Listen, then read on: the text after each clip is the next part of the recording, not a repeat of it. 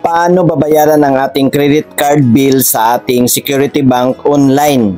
Sa ating Security Bank dashboard, i-click lang natin itong credit card product nandito sa baba kung anong credit card meron tayo. At itong total amount due ang babayaran natin, itong 2,000 pesos. I-click lang natin itong pay credit card. Kung gusto natin itong minimum amount due muna ang babayaran natin, itong 500 pesos, pwede po nating palitan itong amount na nakalagay.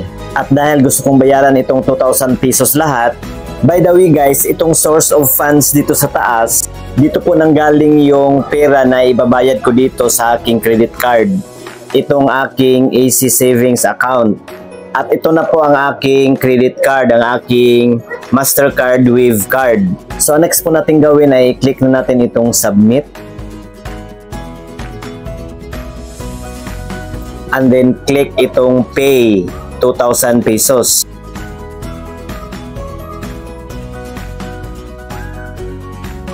And then ilagay po natin yung 6-digit PIN dito sa ating Security Bank. At ayan po, payment request sent na po siya. At huwag kalimutang i-save ang receipt na ito guys, or pwede po nating i-screenshot if in case magkaroon ng system error, may proof po tayo na bayad na po tayo.